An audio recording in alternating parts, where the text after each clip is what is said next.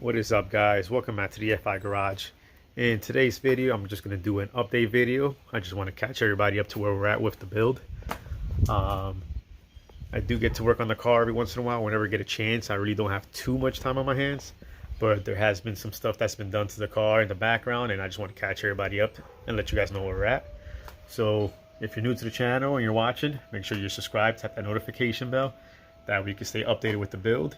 If you like these videos, give it a like, and let's get to it.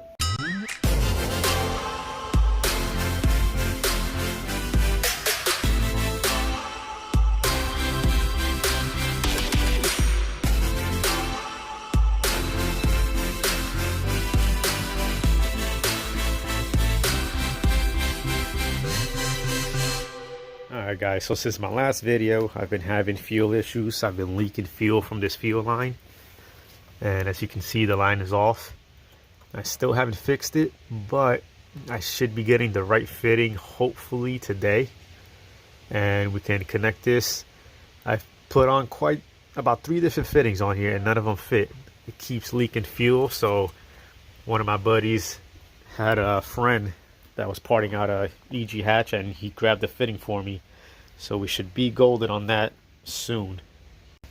So another thing that was done, if you look down here, I upgraded my starter wire. This is a 6 gauge. It's a constant voltage going to the starter, and I actually connected the starter to the OEM harness, so now I can actually use the key of the ignition. I was gonna use my old push start button that I had for my last build, but for the time being, I'm going to use it this way because one of my buddies is actually going to put a push to start on there as well. And it's going to be like the newer cars where it has to sense the key for the car to start. So that's going to be something that's going to be getting done sometime during this build. But my main focus right now is just getting this car started. So that's something else that was done to the car. Another thing was my intercooler. So when I had this intercooler put on in my previous video, you saw that I used the bumper support. And what would happen was the intercooler itself would stick about this far past the bumper. So if you look at the front of the car, you will see the intercooler and then you'll see the bumper. And I would easily bottom out. If this car was to be driven and I hit a pothole, I'll probably destroy the intercooler. So I had to mount the intercooler up higher. So I ended up getting rid of the bumper support, and now I was actually mounted to the rad support. I was able to find a way to get the intercooler to mount up to here. Actually, I'm gonna take this bumper off real quick and I'm gonna show you guys.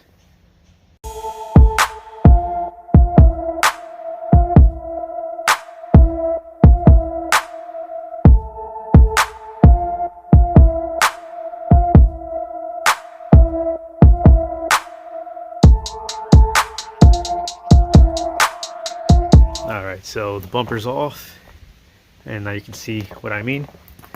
So here's the radiator support, and the front mount bolts up right onto it. So there's a little gap here in between. I put some washers in there just to make up for that space so it doesn't crush the rad support, but it fits on there perfectly. So before, being that this was so low, I couldn't even put my bumper on. The bumper just looked dumb, it was just sticking out too far. But now it sits perfect. The bumper sits on really good. But I'm going to have to get my charge pipes cut and welded. I have a guy that should be able to do that for me, because now the actual pipe itself sticks too far out this way. And the bumper still looks kind of weird going on. So all that's going to have to be custom fabricated at one point. And yeah, that's where we're at with this. And also, I'm going to close my hood.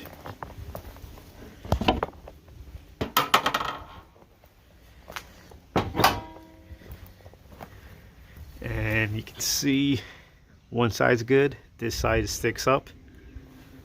So that spacer that I have put on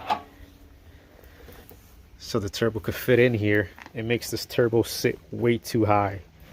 So now it's actually hitting on the hood. So that's another thing I'm gonna have to do, probably make a hole in the hood and the turbo is just going to stick out the hood. Me personally, I think it's going to look pretty cool. Alright, so I'm going to just work my way into the car. Alright, and my ECU wiring is all good now.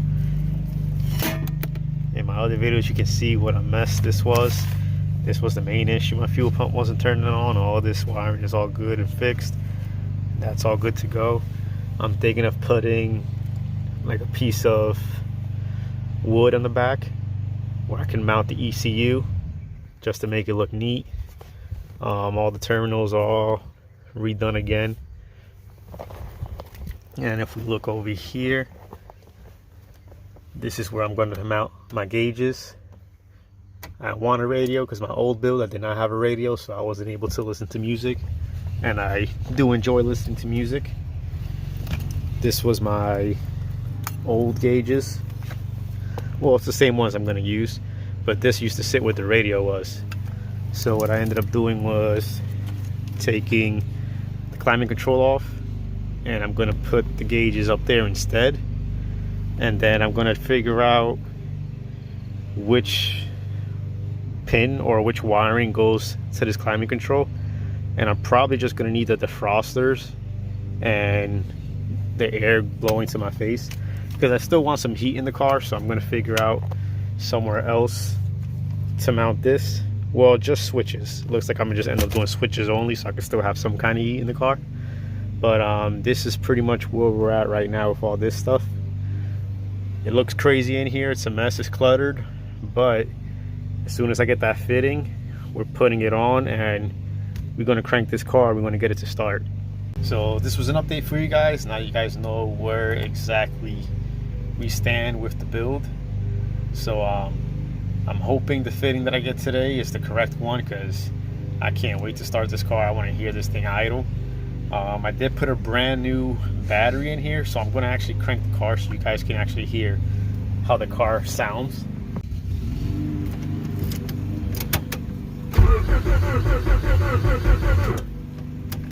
So he is definitely cranking with some power, guys. So all we need is fuel and we're good to go. So that concludes for today's update, guys. I appreciate everybody being patient. We're definitely getting far, man. This car is definitely going to be running soon. Appreciate all you guys that's watching, and as always, keep on watching. Catch you guys on the next.